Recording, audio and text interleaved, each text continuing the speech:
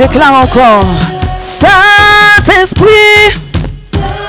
Ce chant dit, Saint-Esprit, j'ai besoin de toi maintenant. Fais quelque chose que tu n'as jamais fait auparavant. Alléluia. Nous voulons mettre notre cœur dans ce que nous disons. Saint-Esprit. Oh, fais un bagage dans la vie. Car beaucoup, j'en fais. Saint-Esprit.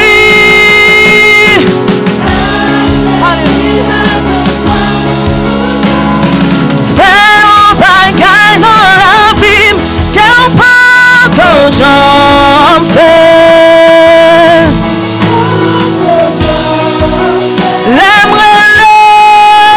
L'aimerais, Emmanuel, lui témoin. Si on croit ça chanter, l'aimerais, El Shaddai, pas de danger. L'aimerais, Saint-Esprit, l'aimerais. Saint-Esprit, tu fais descendre. L'aimerais Emmanuel, lui t'en témoin. L'aimerais El Shaddai, l'aimerais El Shaddai, pas de danger. Mais l'aimerais Saint-Esprit, tu fais descendre, tu fais. L'aimerais, Emmanuel. Lui tendez-moi. L'aimerais, El Shaddai, pas de danger. L'aimerais, Saint-Esprit.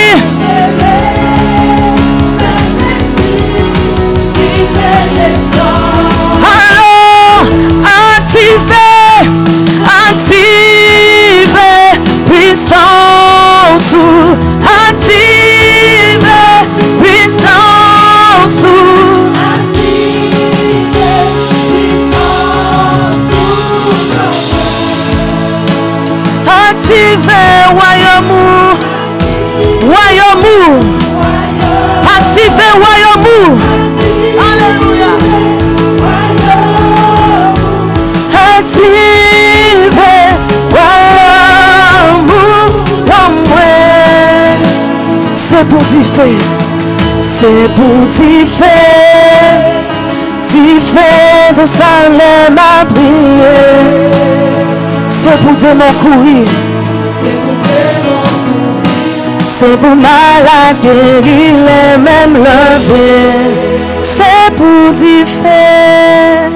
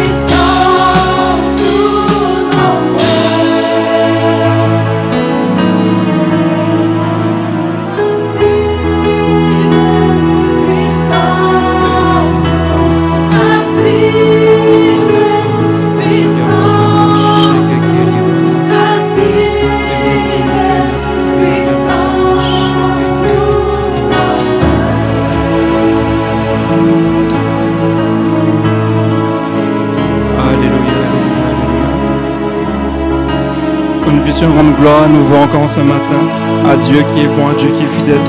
Que nous puissions rendre gloire à nouveau à Dieu ce matin.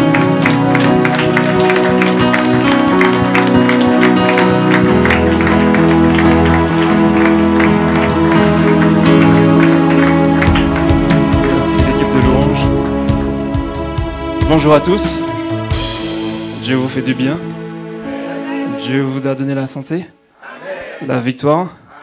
Amen. Je vous invite à vous asseoir pour ce que le Seigneur m'aura donné à vous transmettre ce matin.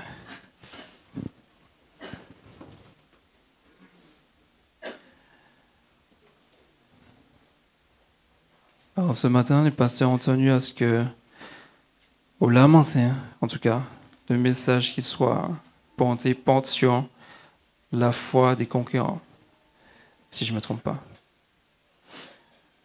La foi des conquérants. Y a-t-il des conquérants dans la salle? Vous êtes sûr, hein? Tout le monde est sûr, hein? D'accord, amen. Il faut me dire à la fin si vous êtes toujours sûr. Amen? Il y a mot de amen. C'est-à-dire qu'il y a moi qui sait qu'entre-temps, il y a des personnes qui sont moins sûres, oui? Normalement, il ne devrait pas y avoir de oui, non. Si bien que je me suis posé la question, est-ce que j'ai une foi de conquérant? J'aurais pu répondre peut-être, mais dans la parole de Dieu, il n'y a pas marqué peut-être. C'est où tu es froid, où tu es chaud, où tu es un homme, où tu es une femme. Il n'y a pas de au milieu. D'accord? Soit c'est oui, soit c'est non. Amen. Donc j'ai déclaré que j'ai une foi de conquérant. Amen. Ce n'est pas de l'orgueil, ce n'est pas une fausse humilité. Si tu as une once de doute, proclame que tu l'as. Amen. Alors, bien sûr, dans la parole, il y en a beaucoup de conquérants, dont un que j'aime particulièrement, que j'apprécie beaucoup, c'est Josué. Personne ne l'ignore normalement. Il a beaucoup conquis pour la gloire de l'Éternel. Mais ce matin, ce n'est pas de lui que je vais parler, bien que lui, il ait été un exemple fidèle, un très bon exemple d'ailleurs, pour tout un chacun. Ce matin, moi, je vais parler de David. David n'a pas eu un CV parfait, il a commis de nombreuses erreurs, mais en tout cas, au niveau de sa foi, de vaillant, de conquérant, je ne pense pas qu'on puisse faire défaut. Je ne pense pas. Mais j'ai une question pour vous. Une autre question pour vous. Êtes-vous réellement réveillé? Oui, amen. Vous êtes réellement réveillé? D'accord. Normalement, ceux qui ont fait le jeûne de 40 jours sont réveillés. Amen. Personne n'est encore endormi. Personne n'a fait de sieste.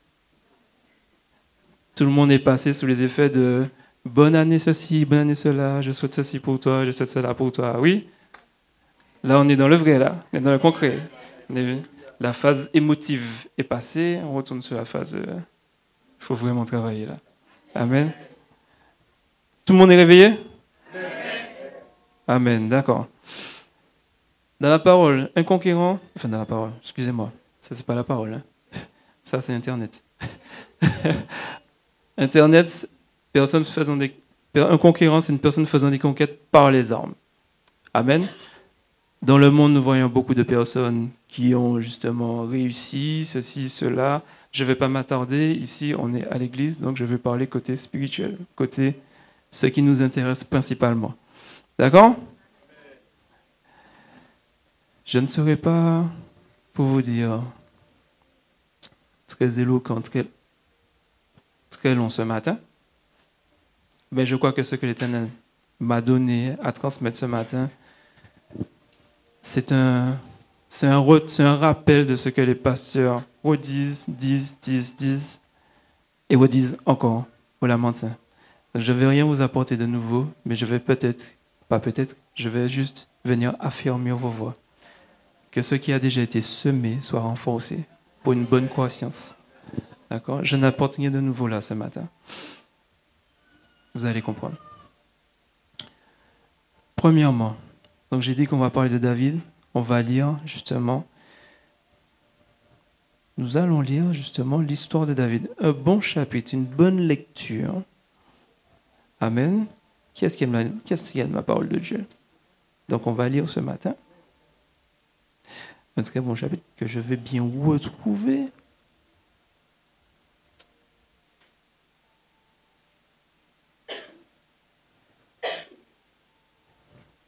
Excusez-moi. C'est pas ce que je cherche.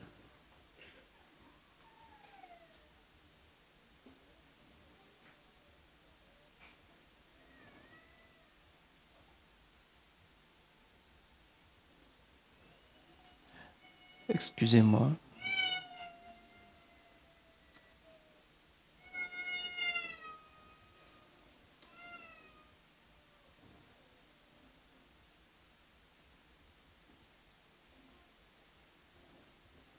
Moi, j'étais déjà dessus. 1 Samuel 17. Nous n'allons pas suivre, je vais commencer, après ça on va faire des sauts dans la parole pour que je ne vais pas lire tout le chapitre aujourd'hui quand même. Vous allez comprendre. À partir du verset 1er. Les Philistins réunirent leur armée pour faire la guerre et ils se rassemblèrent à Soko, qui appartient à Juda. Ils campèrent entre Soko et Azekah, à Éphès d'Amim. Saül et les hommes d'Israël se rassemblèrent aussi. Ils campèrent dans la vallée des Térébintes et ils se mirent en ordre de bataille contre les Philistins. Les Philistins étaient vers la montagne d'un côté et Israël était vers la montagne de l'autre côté. La vallée les séparait. Un homme sortit alors du camp des Philistins et s'avança entre les deux armées. Il se nommait Goliath, il était de Gath et il avait une taille de 6 coudées et un empan. Sur sa tête était un casque d'airain. Je vais passer au descriptif, vous avez compris qu'il était bien armé. Verset 8. Le Philistin s'arrêta et s'adressant aux troupes d'Israël rangées en bataille, il leur cria: pourquoi sortez-vous pour vous ranger en bataille? Ne suis-je pas le Philistin et n'êtes-vous pas des esclaves de Saül? Choisissez un homme qui descende contre moi. S'il peut me battre et qu'il me tue, nous vous serons assujettis, mais si je l'emporte sur lui et que je le tue, vous nous serez assujettis et vous nous servirez. Il a fait une déclaration. Dis avec moi, déclaration. Donc,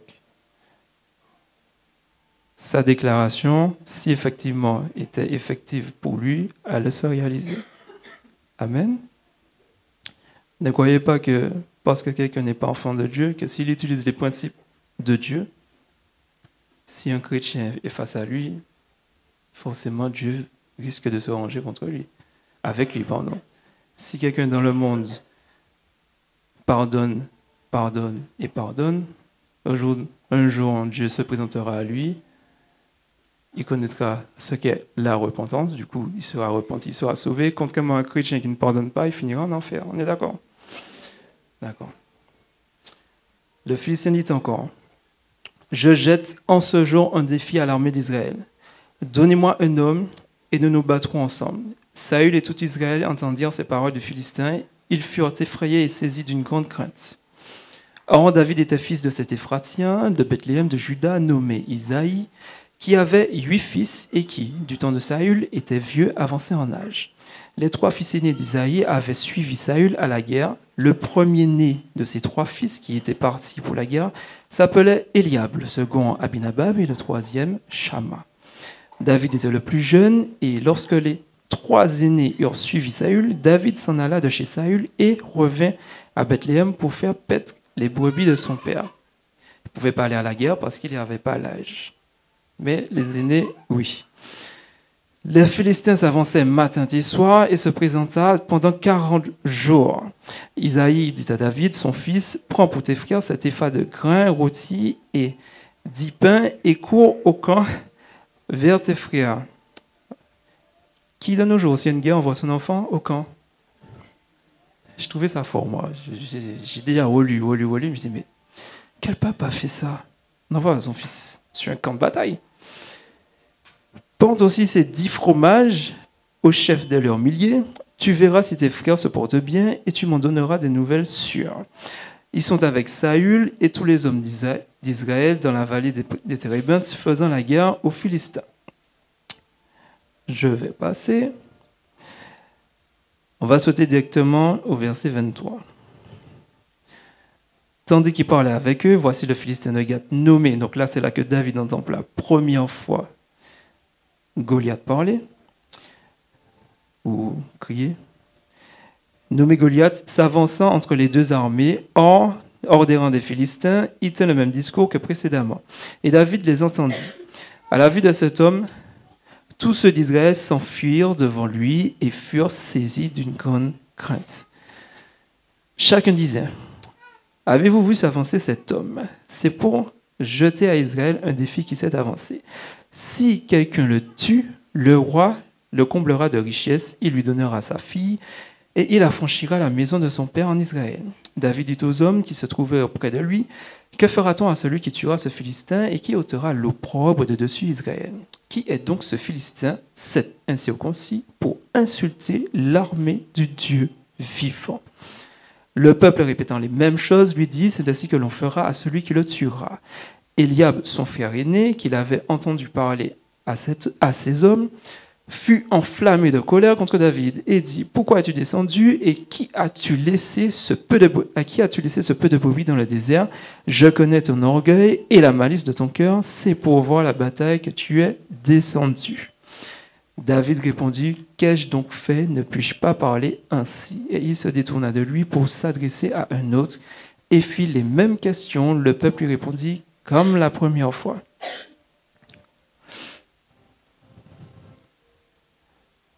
Il est dit que David, selon les recherches, avait, me semble-t-il, 15 ans quand il était sur le champ de bataille. Il faut vraiment être un guerrier pour entendre un ennemi parler, entendre des insultes, des menaces, et se présenter, poser plusieurs fois la même question, qu'est-ce qui sera donné, qu'est-ce qui sera fait, qu'est-ce qui sera apporté, qu'est-ce qui sera offert à celui qui terrassera ce Philistin, tout en sachant que sa motivation première n'était pas forcément ça, mais celui qui a insulté l'armée du Dieu vivant. Ça commence à monter chez David. Donc il n'est pas arrivé là par hasard. C'est Dieu qui l'a envoyé là parce que la réponse aux Philistins de ce qu'il a dit précédemment, celui qui me... Je retourne au verset, pour ne pas dire de mauvaises bêtises. Si je l'emporte sur lui et que je le tue, vous nous servirez, vous nous serez assujettis et vous nous servirez. A contrario, il disait, s'il peut me battre et qu'il me tue, nous vous serons assujettis. La réponse à ce Philistin, c'était David. Je ne lirai pas le reste. Vous ne connaissez l'histoire. David est allé au combat. Il a pris une pierre, finalement, il en a pris quelques-unes, il n'a utilisé qu'une seule, et il a fini par l'épée. Amen? D'accord. David avait, je répète, selon les recherches, 15 ans. Beaucoup n'ont pas cette maturité aujourd'hui, on est d'accord? Amen? Il avait 15 ans. 15 ans de vie sur terre. J'ai envie de parler de la foi, comme le titre est annoncé, la foi conquérante. Qu'est-ce que la foi conquérante fait et ne fait pas? Il avait 15 ans, un jeune homme, qui ne connaît pas, pour ainsi dire, comme on le dit, la vie. Il ne connaît rien, à part ce que l'émission que son père lui a donnée, s'occuper des brebis. Par conséquent, la foi conquérante ne considère pas l'instant présent, ne considère pas ce qu'il y a maintenant, ne considère pas la situation initiale, mais se concentre uniquement sur le résultat. Aujourd'hui, tu as reçu une parole de l'Éternel. Alors 2 ans avant, chronologiquement parlant, il a eu reçu l'onction de la corne. Amen. Mais David n'en fait pas cas. À aucun moment dans l'histoire, vous voyez David dire, « Seigneur, tu as dit que je serai roi. Fais pour moi, s'il te plaît, libère-moi de mes ennemis. » Non, ce n'est pas marqué dans la parole. C'est arrivé une fois, point. Il n'en a pas fait mention. Il a reçu la parole, il a agi pour Dieu derrière. Et vous voyez quand on entend un enfant de 15 ans dire pour insulter l'armée du Dieu vivant, c'est qu'il a reçu un enseignement avant. Il a reçu une éducation spirituelle. Même s'il était au champ, mais il a reçu son éducation, qui fait que David était déjà vraiment quelqu'un de mature. Physiquement jeune, mais spirituellement mature. Donc, qui était le géant sur le terrain de bataille? Non, ce n'était pas Goliath spirituellement.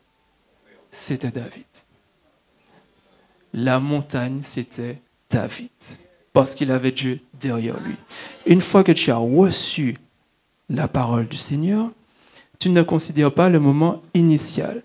Je n'ai pas l'âge, je n'ai pas le dialogue, je ne sais pas parler, je bégaye. Il n'y a pas ça. Tu te concentres sur le résultat. Je vais là. C'est tout. Donc, si aujourd'hui, le pasteur te dit, moi, j'imagine un complexe. C'est tel ça sera pour telle chose. Tel ça sera pour telle chose. Ne regarde pas au nombre de bien-aimés qui sont dans la salle. Tu te concentres sur le résultat.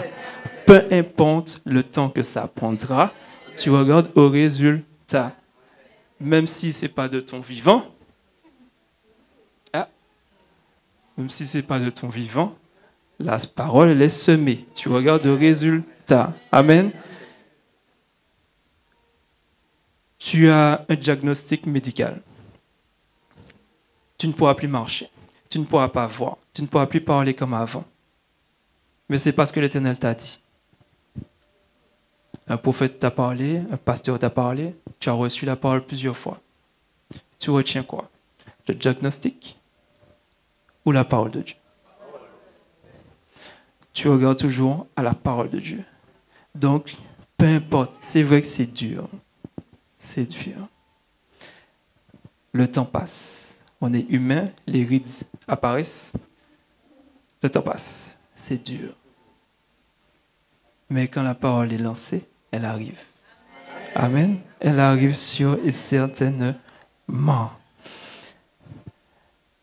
Il n'y a pas de timidité. Ah, je suis timide, je ne peux pas aller dans la rue. Oh, j'ai déjà 70 ans, je ne peux pas marcher. Oh, je ne peux pas faire ça, moi. Les gens ne vont pas me comprendre. Je ne pourrais pas évangéliser. Non. Le résultat. Dieu t'a dit, tu es dans cette assemblée. L'assemblée a dit, les pasteurs ont dit, 12 mois, 12 âmes par mois. Résultat. Le résultat. Donc, le pasteur a dit, donc on n'est plus de 12. Donc, quand le pasteur a dit ça, ça veut dire qu'au moins une âme par mois, je dois sensibiliser à Christ. Au moins une. Et quand le deuxième mois est arrivé, mais que tu n'as pas encore fait une âme, ben ça te fait deux âmes. Et ainsi de suite. Parce qu'en décembre, ça va arriver, finalement, dans ton cheptel, dans ton groupe, tu auras 12 âmes dont tu auras parlé de l'évangile et que tu auras continué à évangéliser. Amen. Tant mieux pour toi si chaque mois, il y a une âme qui se donne. Donc chaque mois, tu viens à 0. Mais tant que ce n'est pas fait, 1, plus 1, plus 1, plus 1, plus 1, tu te concentres sur le résultat. On est d'accord? Qui a déjà commencé à travailler? Amen. Il y en a qui n'ont pas encore commencé. Hein? Même à la maison, ça fonctionne même à la maison. Ton enfant n'est pas chrétien, ton frère, ta soeur n'est pas chrétienne, ça commence là. Au travail. Même si tu ne sais pas parler, même si tu... Et le résultat. Une âme. Une âme. Deuxième point. La foi conquérante ne se plaint pas. Elle déclare. Alors, je n'ai pas le verset exactement, mais dans ce chapitre-là, où on est, Samuel 17, quand David apparaît devant Goliath, sans armure, juste une fronde, une arbalète et quelques pierres, Goliath, il fait quoi? Il se plaint surtout. Mais... Qui j'en mieux vous voyez ça devant moi? Hein? Qui je suis pour envoyer cette personne devant moi? En gros, on ne me respecte pas. C'est quoi ça? On m'envoie un petit enfant. Alors moi, j'ai déjà plus de combien d'années d'expérience? Je suis un homme de guerre, je suis équipé, j'ai même quelqu'un pour porter mon bouclier. On me présente ça. Et qu'est-ce que David répond? David ne se plaint pas. Ah non. C'est parce que tu as défié mon Dieu. Il déclare qu'aujourd'hui même, aujourd'hui même, il a déclaré, quand tu es un conquérant, les plaintes, ça c'est derrière. Parce que le temps que tu te plaignes, tu perds du temps pour déclarer. Donc on doit déjà déclarer, et puis se plaindre, non. On laisse la plainte derrière. D'accord? On déclare, c'est tout. Il y a quelque chose qui est arrivé, puis je déclare, et puis je règle la situation. C'est ce que David a fait, c'est ce que Dieu a permis à David de faire. Il a réglé la situation. Il a déclaré, il a réglé. Après, s'il faut raconter, c'est un témoignage. Amen? Mais la plainte, on est humain, d'accord? On peut avoir des temps de... On peut se plaindre à Dieu, c'est Dieu, il peut nous entendre notre cœur, d'accord? Mais si c'est pour aller raconter, pour dire que si ça, à des personnes qui ne pourront pas surtout vous édifier, mais qui pourront vous encourager à vous plaindre, pour dire c'est vrai, ah non, il n'aurait pas dû faire ça. Ah ouais, mais c'est vrai, et puis en plus il a fait ça. Donc du coup, tu ajoutes encore. Non. Tu coupes ça. La personne vient se plaindre, tu écoutes, tu coupes. Tu dis, allons déclarer. Voilà. Et là, la situation, il y a un shift spirituel qui se fait.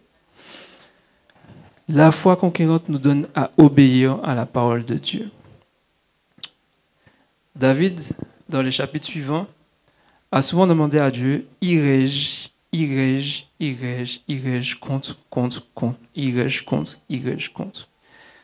Dieu lui a souvent dit oui. Il a toujours dit oui, en fait. Mais si Dieu lui avait dit non, il ne serait pas allé. Amen. Amen. La foi du conquérant obéit. On va prendre le verset 2 Samuel, chapitre. Dans 2 Samuel 6, au verset 22.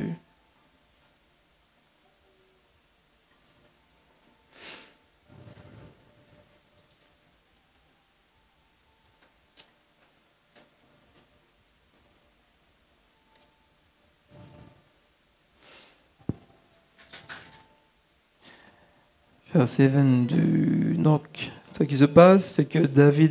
Alors, ça m'a fait un petit peu sourire. Alors, reste là, mon frère. Hein. David a dit qu'il veut qu'il ait une très bonne position. Il a la cité de David, d'accord, mais l'Éternel n'a pas de lieu où résider. Donc, il s'est dit, il a vu le projet, il a eu à cœur d'offrir à l'Éternel un temple, une résidence. Bien que l'Éternel n'en avait pas besoin. C'est une manifestation de sa reconnaissance.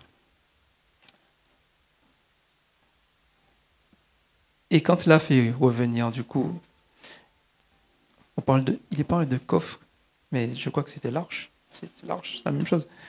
Donc, l'arche, quand l'arche est revenue, dans un premier temps, elle n'est pas venue directement à la cité de David. Elle a dit avant chez un autre serviteur. Et ce serviteur a été béni. Béni. Quand David a remarqué ça, il a dit non, l'arche vient chez moi. C'était juste quelque chose qui m'a fait sourire. Mais quand il a reçu, du coup, quand l'arche est arrivée, faisait route chez lui, au verset 22. Non, pas au verset 22, pardon. Juste avant ça, c'est là que David vraiment s'est exprimé dans la louange. Il a commencé à danser, il avait juste un pagne sur lui. Donc il a commencé à danser, à chanter, que oui, l'arche est de retour dans le pays. Et c'est là que sa femme, Michal, donc la première du coup, sa première femme, lui a exposé son sentiment, lui a dit, en gros, qu'elle était... Bon, elle lui a pas dit, mais vous comprenez que quand elle dit... Tu peux le prendre en Bible français courant, s'il te plaît. Quand elle expose la situation, on sent qu'elle est totalement indignée, puisqu'elle dit...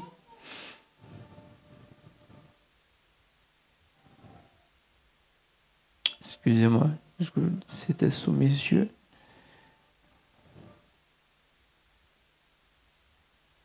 Je suis dans mon chapitre. Oui, je suis dans mon chapitre.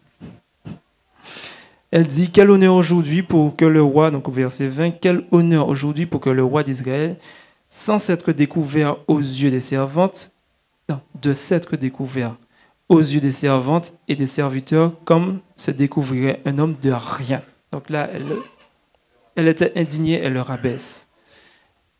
Dans la Bible, la version Bible français courant, au verset 22, David lui répond ceci. Je m'abaisserai, je m'humilierai encore plus à mes propres yeux. Mais c'est ainsi que je serai glorieux, même pour les servantes dont tu parlais. La foi de conquérant en Christ s'humilie. Peu importe ta position, tu t'humilies. Je m'abaisserai, je m'humilierai encore plus à mes propres yeux. C'est-à-dire que normalement, ce matin, il n'y a pas de personnes qui font...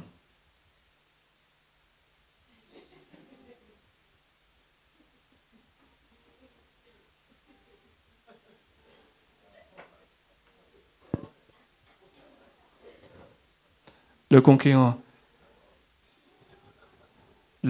lui, quand il danse, il ne regarde pas à côté. Il ne regarde pas un siège. Ça y est, c'est mental, hein? Les sièges, vous savez que c'est un petit carré. Donc, comment on veut rester sur notre place? Donc, on reste à notre place. Vous comprenez? Mais quand on n'a pas de place, on bouge, on se déplace. D'accord? Est-ce qu'on est d'accord? Donc, normalement, dimanche prochain, si tu veux. Donc, comme il n'y aura pas de... Mentalement, il n'y aura pas ce petit carré-là qu'on va se créer, on pourra... Hein? Oui? Est-ce qu'on pourra faire ça? Est-ce qu'on pourra s'humilier à nos propres yeux? Est-ce qu'on pourra faire ça? Amen? Et donc, s'humilier à ses propres yeux pour rendre gloire à Dieu. Plus tu t'humilieras à tes propres yeux pour louer Dieu, plus ta louange pourra monter. Amen. Mais tant que tu es là, je contrôle. Je contrôle. Je suis au contrôle. C'est moi qui gère. Un petit pas par là, un petit pas par là. Hein? Mais l'esprit qui est en toi ne s'exprime pas là. On est d'accord? Il ne s'exprime pas. Ouais. Donc, le petit carré va disparaître là. OK? On va arrêter ça. Et dernier point. La foi conquérante s'appuie sur ce en quoi elle a confiance. Autrement dit, si tu veux aller plus loin, ta confiance doit être en Dieu. Mais si tu t'appuies sur toi et tes propres forces, tu seras limité. Tu ne vas pas bouger. Tu vas bouger selon tes propres forces, alors que Dieu peut te dire, avance, vas-y, commence. Tu vois que c'est ralenti, mais au bout d'un moment, tu as sauté 5 ans vers l'avant. Parce que la foi conquérante s'appuie sur ce en quoi elle a confiance. Si tu te confies en Dieu, tu vas aller de l'avant. Pas pour tes projets, bien sûr. On est d'accord?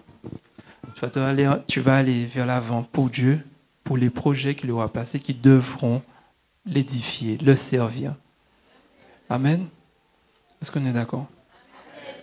Qui veut placer sa confiance plus en Dieu? Plus en Dieu. Ce n'est pas moi, c'est Dieu. Dieu m'a dit, on y va, ok, j'y vais. Point. Je ne sais pas où aller, mais je me fixe sur les résultats. Parce que je mets ma confiance en Dieu. Est-ce qu'on est d'accord? Je ne serai pas plus long. Et du coup, qui est-ce qui a une foi conquérante? Si tu ne sais pas, déclare que tu l'as. J'ai la foi conquérante. Peu importe ma situation présente, ma foi est conquérante. Je m'humilierai plus qu'auparavant. Je ferai confiance à Dieu plus qu'auparavant. Je me fixerai toujours sur les résultats plus qu'auparavant. Et je déclarerai plus qu'auparavant. Amen. Soyez bénis.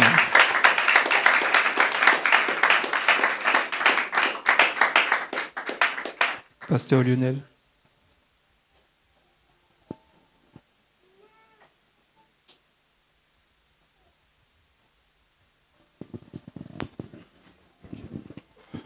Gloire à Dieu. Vous avez été bénis. Amen. Amen, amen. Nous sommes des conquérants à vie nouvelle. Au nom de Jésus, nous ne sommes pas limités. Amen. J'espère que tu ne vas pas te limiter, mon frère, ma soeur, par ce que tu vois. Regarde à ce que Dieu t'a dit. Amen. Et si tu veux savoir ce que Dieu t'a dit, il faut le chercher, il faut lire la parole, il faut méditer la parole. Il faut être en communion avec le Saint-Esprit pour avoir une parole. Amen. Amen. Il faut avoir la foi lorsque Dieu t'a dit quelque chose. Amen. Mais tu ne vas pas donner foi à ce que Dieu ne t'a pas dit. Sinon, tu vas perdre du temps. Sinon, tu vas perdre de l'énergie pour rien. Amen. Donc, Dieu doit te dire quelque chose. Amen. Amen, amen. Nous sommes conquérants. Et justement, lorsque effectivement les serviteurs de Dieu vont donner une direction, vont donner une parole de Dieu, il va falloir entrer dans la vision. Amen. Vous m'avez entendu? Lorsque les serviteurs de Dieu ont reçu les paroles de Dieu, alors il faut rentrer dans la vision. Il faut que nous tous nous puissions croire et rentrer dans la foi. Amen. Amen, amen. Nous allons passer aux offrandes. Aux offrandes. Donc, ce matin, si vous avez déjà préparé quelques offrandes pour le Seigneur, si le Seigneur vous a déjà parlé, vous a déjà donné un montant, ou si maintenant le Seigneur vous met à cœur de donner, alors n'hésitez pas à donner. Amen. Ce n'est jamais une pression, mais c'est un sacrifice que nous donnons. Ce n'est pas juste une offrande, mais c'est un sacrifice. Amen. Amen, il faut que ce soit un sacrifice. Amen. Que soit béni, que son œuvre puisse avancer, que les projets que le Seigneur a pour ce lieu, cette église, pour tous les projets de vie nouvelle, que nous puissions être de ces personnes qui se sacrifient. Au nom de Jésus-Christ de Nazareth, afin que nos vies soient rattachées aux bénédictions que Vie Nouvelle aura. Amen. Si Vie Nouvelle est bénie, si nous avons participé à ces sacrifices, forcément, ça va couler sur nous. Amen. Vous comprenez? Amen. Amen, amen. Nous allons prier. Seigneur, nous voulons te dire merci, Papa, de ce que, Seigneur, tu nous as bénis, Seigneur, ce matin. Et nous voulons, Seigneur éternel, donner, Seigneur éternel, ce matin, afin que tu puisses pas aussi, Seigneur, couler sur nous, Seigneur. Nous voulons que ton œuvre puisse avancer. Nous voulons, Seigneur Jésus, voir l'évangile de Christ encore plus éternel, élevé, Seigneur, que l'étendard de Jésus soit, Seigneur, grandi dans ce pays, Seigneur éternel. Nous voulons, Seigneur éternel, que encore nous positionner pour ton nom, Seigneur. À part, nous voulons, Seigneur, être des hommes et des femmes, Seigneur éternel, qui impactent, Seigneur Jésus. Et nous voulons aussi nous sacrifier, encore nous donner, Seigneur. Parce que ce que nous avons, Seigneur, ce n'est pas réellement à nous, c'est à toi, Seigneur. Seigneur, nous voulons, Seigneur éternel, te donner, Seigneur éternel. Pas que tu le mets, pas que, Seigneur, tu en as besoin, Seigneur. Mais c'est pour nous apprendre, Seigneur, à nous sacrifier. Alors je crois vraiment que tu prendras, Seigneur éternel, aussi, Seigneur, toutes ces dîmes, Seigneur, ces offrandes, Seigneur éternel, ces sacrifices, Papa éternel, tu les prendras, Seigneur éternel. Ça montera vers toi, Seigneur, et tes bénédictions aussi descendront sur nos vies. Au nom puissant de Jésus-Christ de Nazareth, je prie. Amen.